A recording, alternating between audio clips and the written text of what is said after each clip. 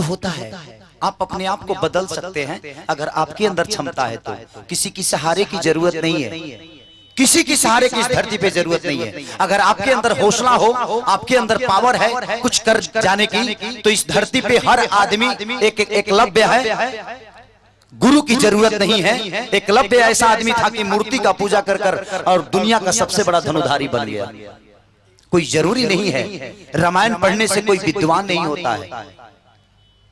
अगर चलाना है तो राम की परिभाषा को चलाइए। राम ने जब बन गए तो श्री राम थे वो, लेकिन जब लंका से वापस अयोध्या लौटे तो मर्यादा पुरुषोत्तम श्री राम कहलाए। उसका रीजन यही था कि उन्होंने कभी बड़े लोगों का साथ नहीं लिया। उन्होंने सुग्रीव को अपनाया, शिवरी का जूठा बैर खाया, नल और नील को अपनाया। बाली बहुत बलशाली था। रावण को 6 महीने कांख में दाब कर और पूरे लंका को घुमा दिया था। 6 महीने तक कांख में दाब कर रावण को घुमाया था बाली। तो समस्या वो नहीं है। आप दलितों को लेकर चलिए, कमजोर वर्ग के लोगों को चलिए। हम करते क्या है, अगर एक ड्राइवर को मार्केट भेजना है तो उसको 25 बार समझाते हैं, यहाँ से राइट लेना, राइट से लेफ्ट लेना। उसके ऊपर छोड़कर तो देखिए। जिस दिन उसके ऊपर विश्वास करना सीखिएगा ना, आपका करता धरता भी आप ही की तरह तेज हो जाएगा और फिर उसको समझाने की जरूरत नहीं पड़ेगी। ये होता है। जब नल नील और सारे बानर समाज के लोग जब पत्थर फेंकते थे समुद्र में तो पत्थर तैरता था, तैरने लगता था। लेकिन जब राम जी एक पत्थर उठाकर समुद्र में फेंके तो वो पत्थर डूब गया। तो फिर राम जी ने हनुमान से पूछा कि हनुमान ये बताओ कि सब फेंक रहे हैं तो पत्थर ये तैर रहा है, लेकिन मैं फेंक रहा हूं तो ये डूब क्यों गया? तो उन्होंने एक ही जवाब दिया कि भगवान, जिसको आप छोड़ देंगे वो तो डूब ही जाएगा ना।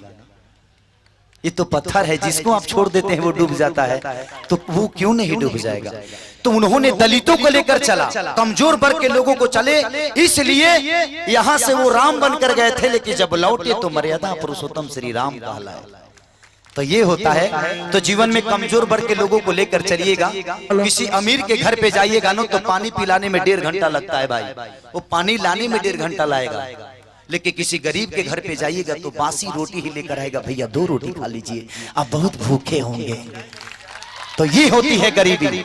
गरीबी में सिर्फ मोहब्बत मिलती है, गरीबी में सम्मान मिलता है, गरीबी में वो पावर है कि गरीब के घर पे जाने के बाद लगता है कि मैं अपने घर पे हूं, लेकिन अमीर के घर पर जाने के बाद लगता है कि किसी होटल में आ गया हूं मैं।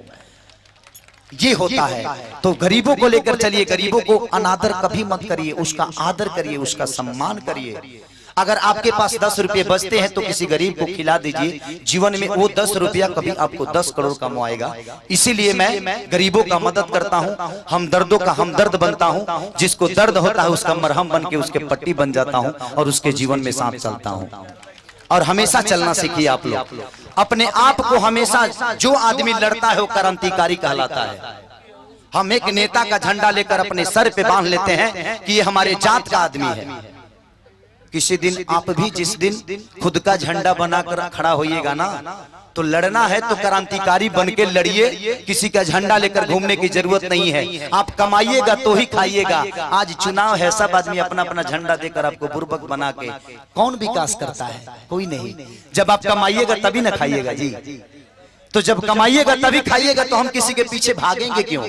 हम खुद का साम्राज्य खड़ा करेंगे, हमारा खुद का झंडा होगा। हम रहते अपने घर में हैं तो किसी दूसरे के लिए सर कटाने की कोई जरूरत नहीं है। आपके पीछे आपका परिवार है, आपका बच्चा है, आपका भविष्य है, आपकी जीवन है। उसको संवारिए और उसको संवारने में लगाइए। जातिवाद मत करिए। किसी भी जात का आदमी हो, इंसान तो है ना। तो ये हमेशा करिए, गरीबों का मदद करिए, किसी का बुरा मत चाहिए। रोड पे चलने वाली हर उस लड़की को बहन के रूप में देखिएगा ना, तो शायद आपके भी बहन को कोई देखेगा तो आपके नजरिए के हिसाब से उसको भी देखेगा। तो रोड पे चलने वाली हर उस लड़की को बहन के स्वरूप मानिए। हो सकता है जो किसी दिन वो बहन आपकी मान सम्मान को बचा ले। Love you. एक हनुमान जी की बात है तो एक लास्ट, मुखिया जी का लास्ट फरमाइश।